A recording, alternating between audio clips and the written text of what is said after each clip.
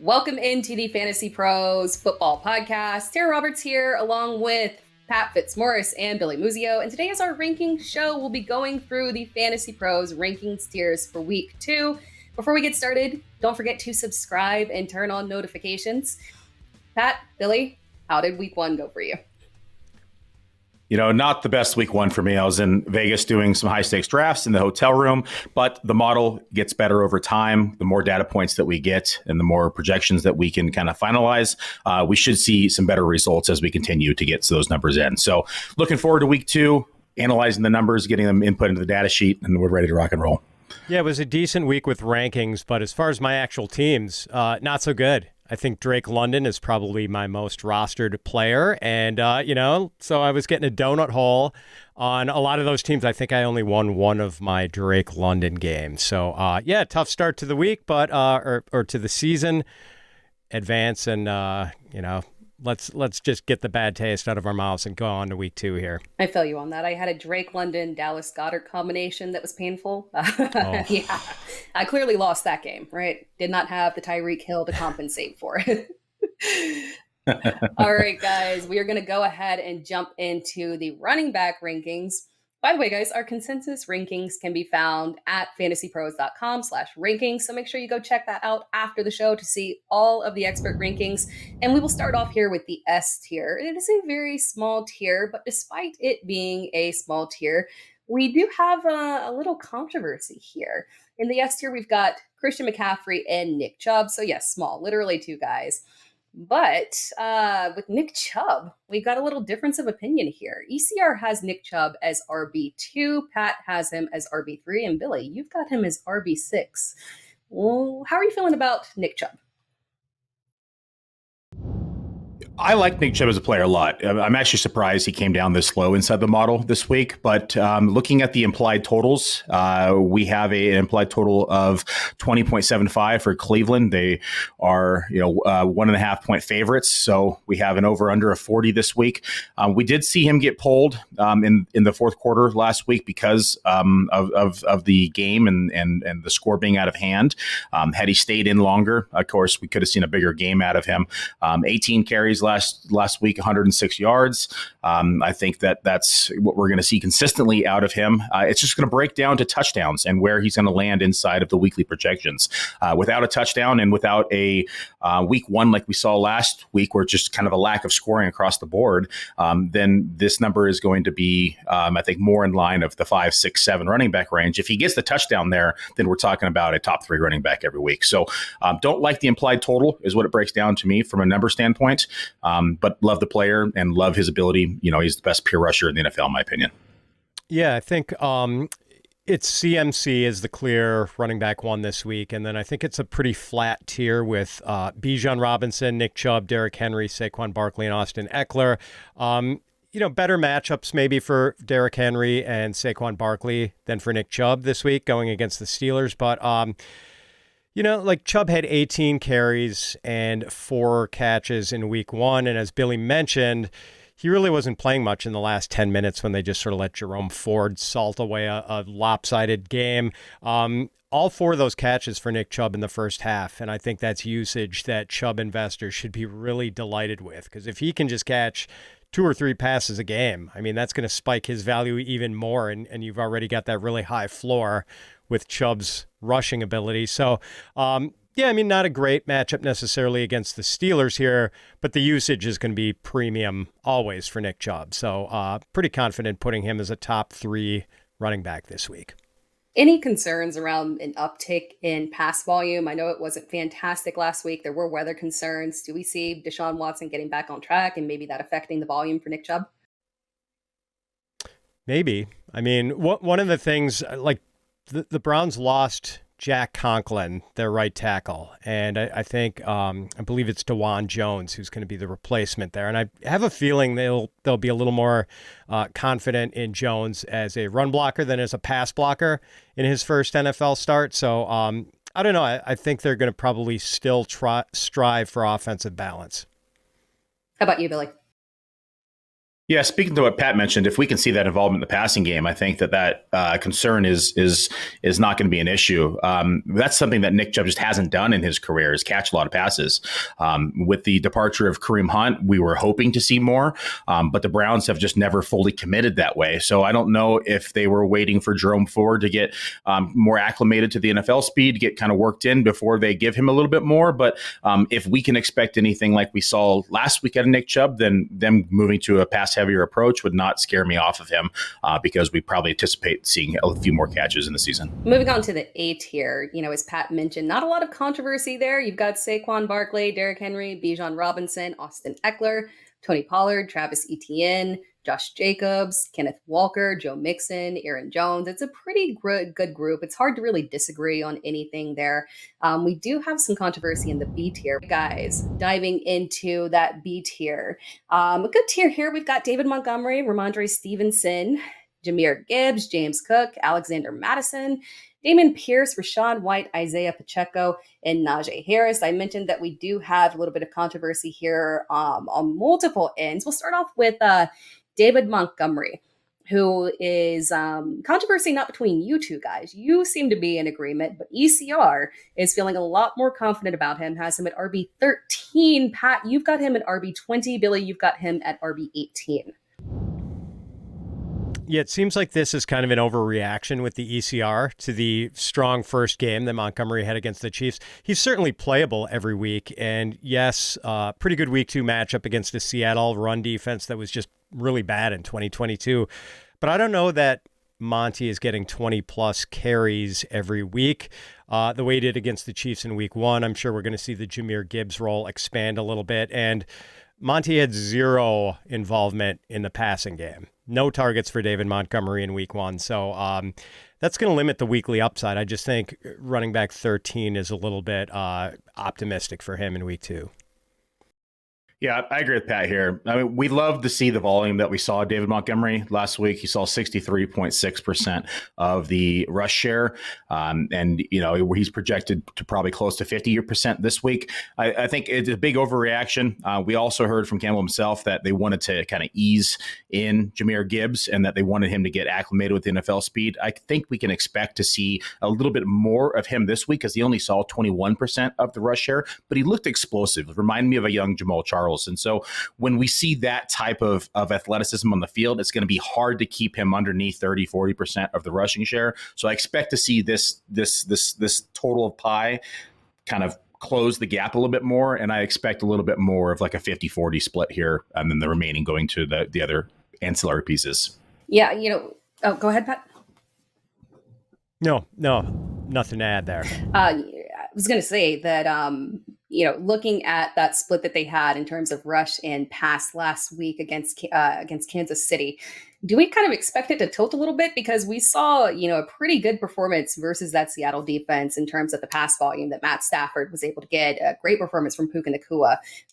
Could we see like an uptick here for Jared Goff and Amon-Ra St. Brown? Yeah, I think that we'll see an uptick in passing just in general. It was just a low scoring game. It's week 1 jitters. They're out of the way. And I think that you can start to see offenses get comfortable in their schemes. The thing with David Montgomery, though, that was surprising was we didn't see a single target. And that's where I'm alarmed. Had he seen his, typical 6-8% target share, I think I'd be more comfortable with him in that RB13 range. But he saw 0% of the target share last week. And in a game where we expected to see at least some involvement in the passing game. And Jahmyr Gibbs only saw 6.2% of the target share. So they just didn't even have the running backs in the game plan for passing. And so I want to see what they do week 2. This is where we talk about the model getting better because we have a little bit more data points and we can understand a little bit more about the offenses and the trends. But 0% is a little bit alarming, especially given that he's caught, 30, 40 balls in his career. And I would hope to see that number increase here as time goes on. Moving on to the next one, we've got Najee Harris. There's a bit of a difference here. The ECR for Najee Harris is RB21. Pat, you've got him RB13. Billy, you're more on track with ECR at RB24. I'm nervous about this one because, like all throughout draft season, the really sharp people have been much lower on Najee Harris than I was. And, Billy's very sharp. And so now we're in season. And once again, I'm higher than the sharp folks on Najee Harris. So my case for Najee in week 3, Tara, and I'm sure you'll agree this is an ironclad case, is that Kenny Pickett was pretty terrible in week 1 against the 49ers in that bad home loss. And now they've got no Deontay Johnson. Hamstring injury. He's going to be out for a while. I think it's going to set up for a pretty run-heavy or at least balanced game plan for Pittsburgh this week against the Browns. And by the way, the Browns were pretty bad against the run last year, gave up the 5th most rushing yards to running backs and the 6th most fantasy points to running backs. In 2 games against Cleveland last year, Najee Harris had 15 carries, 56 yards, and 1 touchdown in the first game, 23 carries, 80 rushing yards, 1 touchdown in the second game, 4 combined catches in those 2 games. And in the first of those 2 games, Najee that was week 3, still dealing with the Liz Frank injury that kind of slowed his performance early on in the year. I just think that based on Deontay Johnson being out, like Pittsburgh almost has to go run heavy in this game. So I think Najee's going to get a lot of work, and I think he's going to be effective against kind of a shaky run D. Billy, what are the concerns for you? Concerns for me are overall workload. And so in the past, Najee has been very dependent upon one of the largest opportunity shares in the NFL. We're talking about top 3, top 5 on back-to-back seasons. That projected workload is no longer there now with Jaylen Warren's involvement.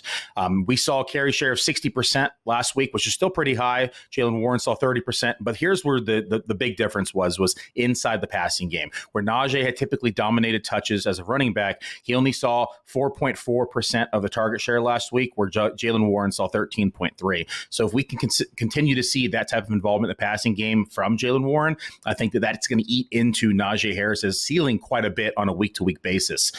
We also take a look again at the implied totals. We're only talking about an over-under of 40 in this game. It's an interdivision game. Teams are typically a little stout against interdivision opponents, and so expect Cleveland and Pittsburgh to be kind of a grinding game, and I don't think that Najee is going to be running all over them. I know that they have some opportunities but the Cleveland defense looked pretty stout last week. Moving on to the C tier, we're going down there. We're getting into that kind of shaky range here. We've got Miles Sanders, Jamal Williams, who had a bad outing last week, James Conner, Raheem Mostert, Javonte Williams, and Breece Hall. This is the kind of questionable injury, bad team tier. And we've got James Conner here that I kind of want to pull out and talk about the differences that we've got in this matchup. Pat, you've got him as RB27. Billy, you're at RB14. And ECR has him at RB24. I think I need to defend this one. Right? I gotta go first, probably. Yeah. That's like, yeah. This one is a pure number standpoint for me. I'm not crazy about James Conner as a talent. I think, he's had a pretty good career, but when we look at last week's numbers, he dominated touches. And we're talking about 56% of the carry share in the backfield. And the big one was 16.7% target share, where his fellow backmate Keontae Ingram saw 0% in that category and only 20% of the carry share for the backfield. So if we can see this type of volume moving forward, this is like elite level volume from a running back. I know the offensive line is sketchy at best, and we're probably talking about negative game scripts on a week-to-week basis. So the carry share is probably going to be a non-determining factor, but that target share, if you can continue to see a plus 13, 14%, I don't expect to see 16.7 every week, but if we can see double-digit target share week in and week out, that's going to prop his floor up pretty significantly. And even in the worst of matchups against some of the best teams, he's going to have some valuable weeks just based on volume. So think about what I said about Najee on the last discussion about that volume kind of propping up his fantasy value. Similar instance here with James Conner, and they can be as bad as they want, but if he's getting this type of volume, he's going to be in the mix any given week as a high-end RB2. Yeah, I totally get where you're coming from on this one, Billy. And, like the guiding principle for rankers and more important for people setting their fantasy lineups every week and making waiver claims is to follow the volume. Like that should be the North Star for fantasy managers in making these decisions.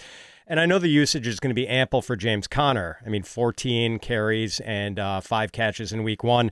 But I do worry that with the Cardinals, it's just going to be empty volume. We know they're not going to score a lot of touchdowns. 19 touches for James Conner in week 1 netted him 60 yards. He had 5 catches for 8 yards. Right now, I have James Conner ranked ahead of Zach Moss for week 2. But man, if I was put to the test on that, I'd be really tempted to play Moss over Conner. And Moss is probably walking into 15 plus carries against the always terrible Texans run defense. So as much as I want to follow the volume here, Billy, I'm just worried about, volume being sort of meaningless with the Cardinals. Oh man, I kind of lean on Billy's side there. I mean, volume, I get it where volume can be meaningless. Any concerns around, are we going to see Josh Dobbs this week? What if we got a miracle Hail Mary and we saw Clayton Tune this week? Would that make any adjustments in the rankings for either one of you guys? I would love to see Clayton Tune because I think at this point you at least get a chance to see what you got in the kid. And hey, if he looks better than anyone expected and you still get the number 1 picks, you can flip him for a pick next year. So to me, it doesn't make any sense to play Dobbs from a GM perspective, but I'm just a lowly ranker here inside the fantasy world. And so I'm not going to be able to call the shots for the Arizona Cardinals, but I think that at least the rookie gives him a little bit more upside because we kind of know what Dobbs is at this point in his career. Clayton Tune could come in and surprise people. He got the Howell effect, the Purdy effect. You just never know what's going to happen with a kid who comes in and the NFL maybe misvalued him as a prospect. So I would love to see what he could do, and I think it'd be a spark for the offense. Same. I want to see him, but I don't think he would make any discernible difference in the potency of the Cardinals offense. I still think they'd be pretty impotent regardless. What about the matchup here with the Giants defense? Obviously, last week, Washington, much improved defense, a little bit stout. Maybe that was part of the issue there. The Giants, the takeaways from last week are a little bit difficult considering how the Cowboys kind of laid into them. But should this be a better matchup for him in general? Yeah, I think so. Any week 1, we see people kind of get the jitters out and teams adjust. That's both sides of the ball. Even teams as bad as Arizona will adjust. And they'll look at maybe the lone bright spot they had in an offense and they'll lean into it, which in turn will open up other parts of the offense. And so I do think that we can expect to see a little bit improved efficiency from James Conner perspective. The line that Pat threw out was pretty disgusting. But not a high over-under. We're talking about an over-under 40 this game. Implied total for Arizona is 18. So if we're going to hit this RB14 mark, we're going to need Connor to be heavily involved. Yeah, right. I'm not fearful of the Giants' defense, but sometimes we do see teams come out really irritated after they get embarrassed. And the Giants were truly embarrassed, 40-0 at home in their season opener. I would expect to see that defense maybe breathing a little fire in week 2. Before we jump into the D tier here, just a reminder, guys, if you want a chance to win a signed Tyreek Hill Miami Dolphins jersey, courtesy of bettingpros.com, your place to start betting smarter, not harder, you need to subscribe to the Fantasy Pros YouTube channel right now. Comment below on this video, and that's it. We'll be announcing the winner right here on the channel, so make sure you turn on those notifications so you can be alerted when new episodes are up and to claim your prize. All right, diving into the D tier, there's some interesting names in here. I don't hate the D tier as much as maybe, ECR does with several of these guys. We've got some injury concerns in here. We've got Kenneth Gainwell at the top. Obviously, we're not going to talk about that one, unfortunately, because we have got updates that more than likely he is not going to play, although maybe we can hit on that for a second real quick since that came in today. DeAndre Swift or Rashad Penny, guys, are you feeling like you're going to be moving either one of these guys up significantly in your rankings? I wouldn't say significantly, but I do think that any time there is a back in the mix that's pulled from the overall pie volume, that we have to adjust accordingly. I think Swift is going to be the one who's going to move up the most. We saw Penny as a healthy scratch last week. And with Swift, we know he has the ability to catch the ball and, of course, run the ball. But we do think that the volume last week was kind of unanticipated. We expected to see a little bit more out of him. The word on the street today from the coaching staff was that you're going to see weeks like that there's going to be game plans where he's going to be heavily involved and game plans where he's not going to be heavily involved. And that's not something you want to hear as a fantasy manager. But when you have a consolidated backfield like this week, this is the week we're going to throw him in our lineups, because we now know there's possibly no Gainwell, and that's going to open up a lot more of the opportunity share for him to utilize. And so I think that this is the week, if any, that we're going to move him up the rankings and we're going to utilize him in our lineups. Yeah, I'm really intrigued by Swift this week. We like this matchup, I think, against the Minnesota Vikings, and I just don't know how much we can trust Penny after he was a healthy scratch in week 1. But Swift, one thing that was really interesting was how often the Vikings blitzed in week 1. They were like truly blitz happy. And the way you defeat a blitz is with screen passes. And we know that no team targeted their running backs in the passing game less than the Philadelphia Eagles did last year. It was like 61 targets for the entire season to their running backs. But man, you go out and you get DeAndre Swift in the offseason, and the thing DeAndre Swift does best is catch passes out of the backfield. So I wonder if they're going to use him a lot more, get him more involved in the passing game this week, and maybe take advantage of the Vikings if they choose to be blitz happy again. And it also helps they have the second highest over-under of the week, too. So implied total, we can expect to see some scores. Very true. If we see nothing out of Penny, are you cutting him immediately? I didn't draft him this year. I've been burned so many times. I was kind of a penny truther out of college. And, 2021 was a great run down the stretch when he was RB1 for like the final 4 or 5 weeks, even outscoring JT. But we know that Penny just can't stay healthy. And, when he's healthy and on the field, he's one of the best rushers, honestly. But he just can't stay healthy, can't stay on the field. And healthy scratch is never a good sign to a new start and on a new team. And so I'm out on Penny. And even in the most desperate of situations, he's going to stay on my bench this week. Yeah, I'm cutting if he doesn't do anything with Gainwell out for sure.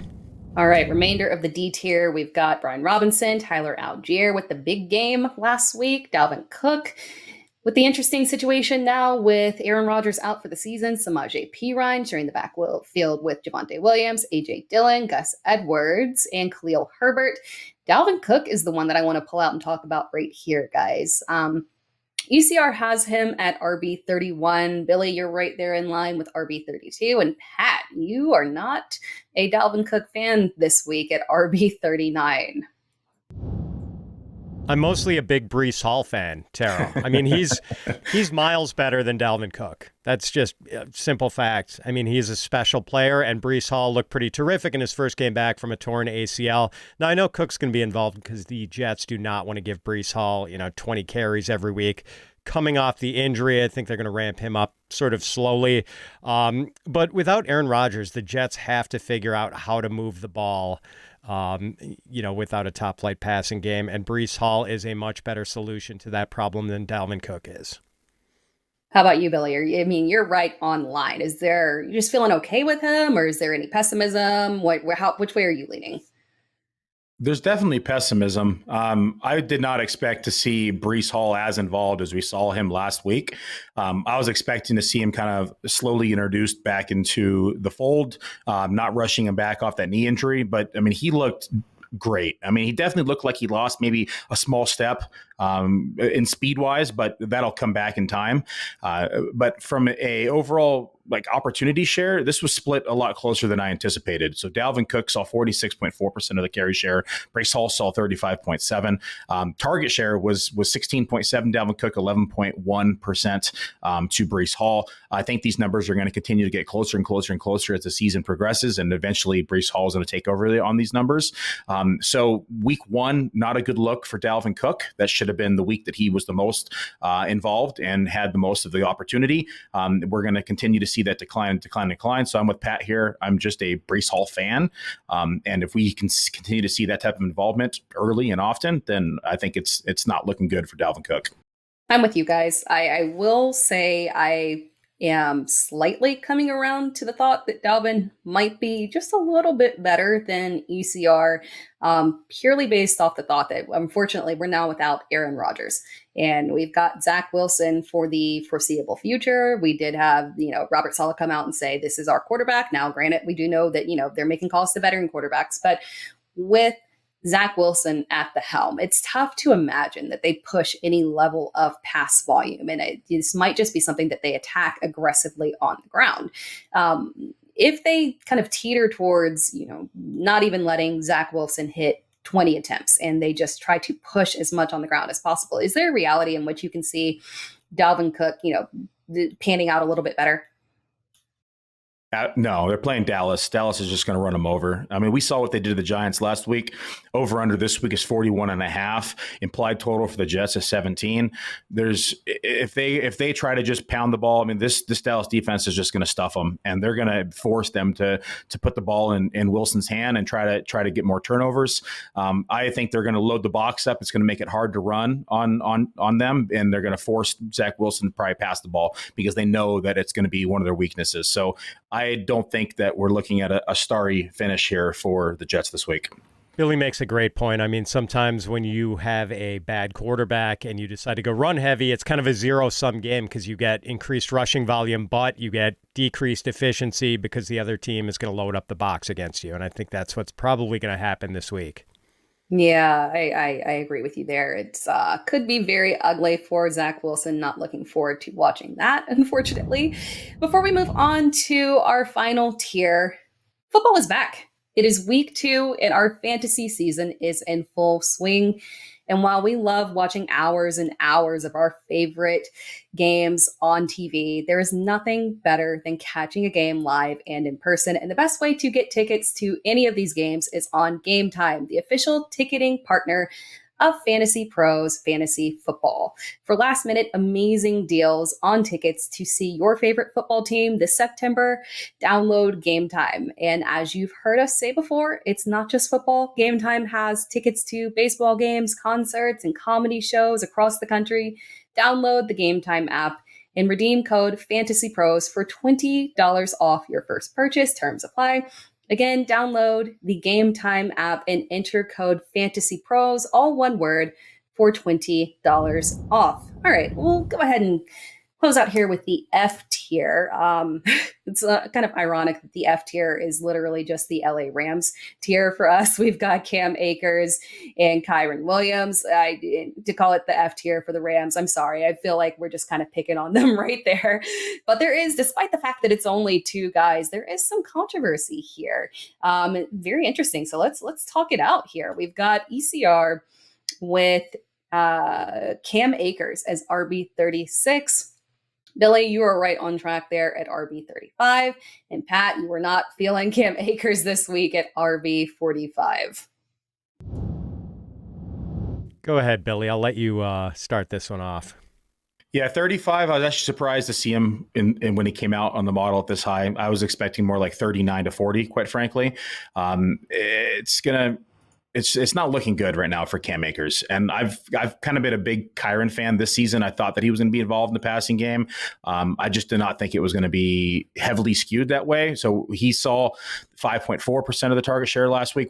Cam Akers saw 0. And so if we're seeing 0 from Cam Akers on a week-to-week basis, then it's going to be hard for him to hit that, top 35, top 30 RB number where he was being drafted at inside of drafts in the fall. But he did see 55% of the carry share, which was promising. Kyren did see 37.5. That being said, they are facing my Niners this week. We saw how stout they were last week against Pittsburgh. Over-under is 44.5, so kind of middle of the road in terms of total fantasy points. Implied total for the Rams is about 18.25, so not liking the chances of a Cam Akers score, but if they do get down to the goal line, it's probably going to be Kyren Williams again. So I think that RB35 is probably as high as that Cam Akers is going to go in my weekly projection model, and I could see him as more news and data comes out that we're probably going to see him shift closer to Pat's number. Yeah, I'm a Cam Akers truther, and I'm just going to take the L on that right away. Kyren Williams outsnapped Cam Akers 26-4 in the first half of the Rams Week 1 opener.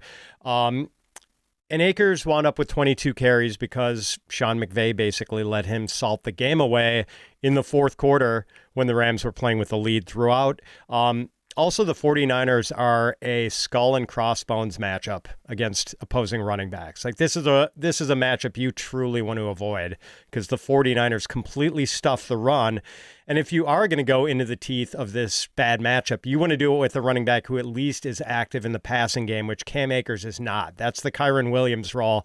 Do not start Cam Akers this week. So speaking of Kyren Williams, our only other player in the F's tier, is this just negative Cam Akers and matchup and the situation and this, the volume being taken away from him? Or does this have you pushing Kyren Williams up a little bit higher? Do you feel more positively about him? I mean, I was starting to get the vibes on Kyren Williams sort of late in draft season, so I added him quite a bit. And if you're a Cam Akers investor, you had to have had a sense of deja vu in that season opener, which was a lot like the 2022 season opener when we were expecting Cam Akers, and Cam Akers stood on the sideline and watched Darrell Henderson take pretty much every snap for the Rams in the Thursday night season opener last year. So, I think Kyren is the more valuable asset here.